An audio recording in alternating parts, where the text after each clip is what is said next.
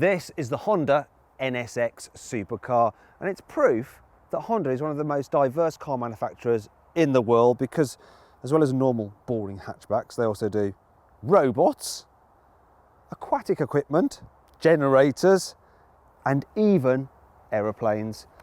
Now this NSX is almost as expensive as an aeroplane, so it starts from £145,000.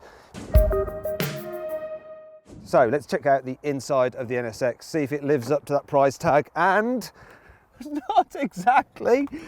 It doesn't feel terrible, but something like a Porsche 911 Turbo does feel posher inside, so does an Audi R8 V10 Plus. I mean, the problem is this, look.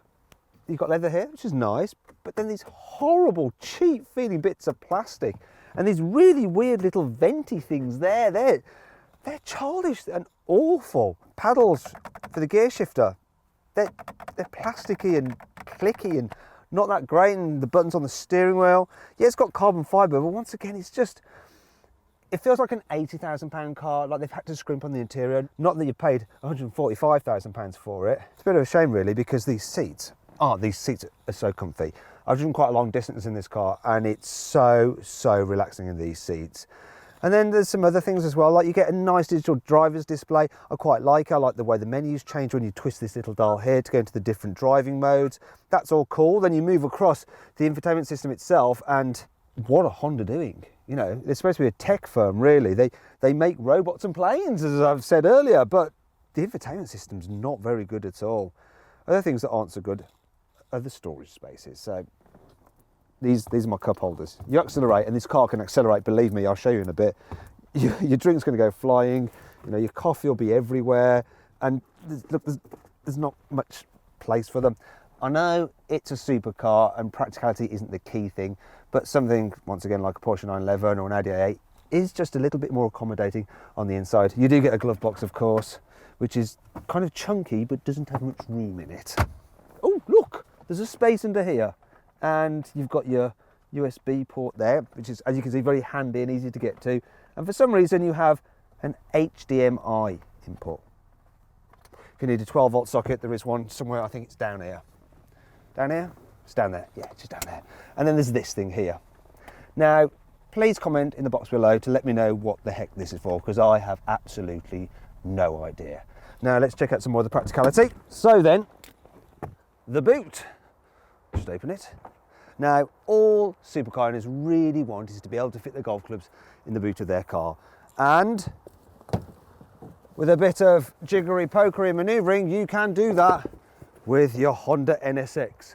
But if you want to carry a bit more than that, it can get a bit problematic. You see, the boot has like this big hump in it, and that's because the exhaust system goes underneath there. And because of that, and the fact that there's very little insulation, it does mean that it can get very warm in this area. So if you wanted to carry your shopping and you had some ice cream, it would all melt. In fact, you could probably cook your eggs on your way home from the shops just by driving quickly. Also, if you want to go on a holiday and you want to take a suitcase, would you be able to do it? Well, I think I'll be able to demonstrate that quite easily. No, not ideal unless you wanted some extra downforce, which having the boot like that will give you. So there you go. But you'll just need to take one look at the outside to forget all about that tiny boot. It's just so spectacular, especially in this white paint.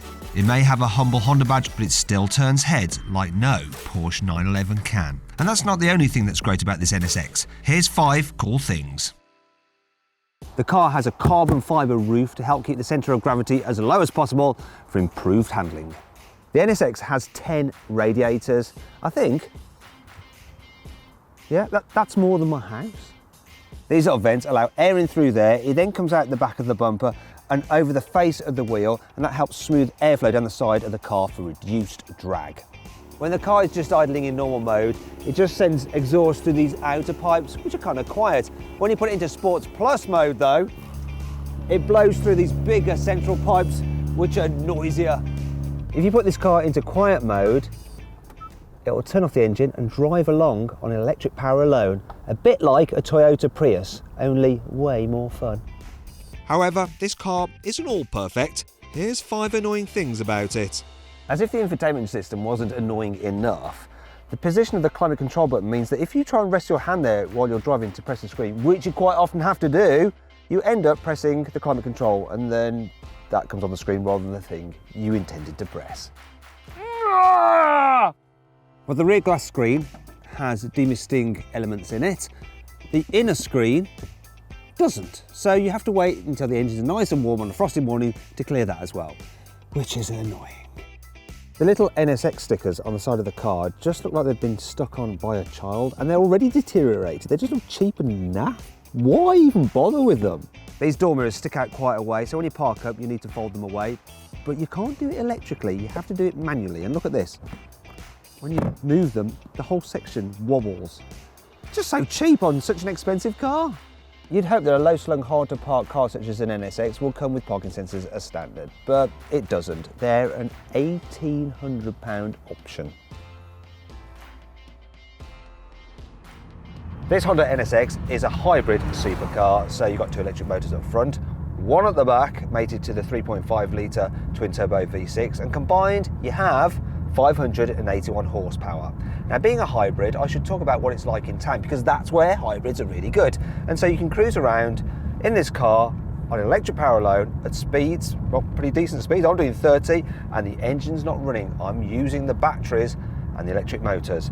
But if I put my foot down a bit, the engine then kicks in and it's seamless. The way it goes between electric and the engine cutting in is just very, very smooth. And it may seem ridiculous to talk about a car like this in town, but most supercar owners will end up having to drive in town at some point. And this car is brilliant in town because visibility is actually really good. So the windscreen is very deep, the dash is low, so you get a good view forward. The door sills aren't too high, so you get a good view sideways. You've got massive wing mirrors, and the view at the back's all right as well. Another thing that makes it good in town is the suspension. So in normal mode, it's really soft. It's great over bumps. It's insane how easy this car is to live with every day. And then you flick this switch, put it into Sport Plus mode, floor it, and and that happens. All hell breaks loose. This is a proper supercar. It's insanely fast. Those electric motors mean that you have instant power the moment you put your foot down. There's no turbo lag, you just go. It is completely bonkers, the acceleration in this car, and it's there whenever you want it. Now if I turn this dial one more time and hold it, I will put the car into track mode. And that means I should be able to launch it. So all you have to do is pull up. There we go. I'll keep my left foot on the brake, floor the throttle, release the brake, and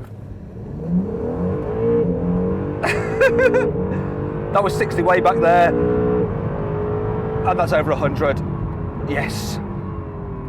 You know, I've actually timed this car and I've done 0 to 60 in under 3 seconds, and it'll do it again and again and again and again whenever you want to. It's crazy. And then when you want, put it back into normal mode and just relax, take it easy. Also, I should mention the gearbox because in auto mode, it's very quick and smooth. And then when you take control yourself, it responds just when you want it to. I think what Honda have done with this car is pretty impressive. It's great to drive, and being a hybrid, I mean, I'm returning 26 miles per gallon. It's quite an achievement, this thing. If only they could sort out the blooming infotainment system, it'd be amazing.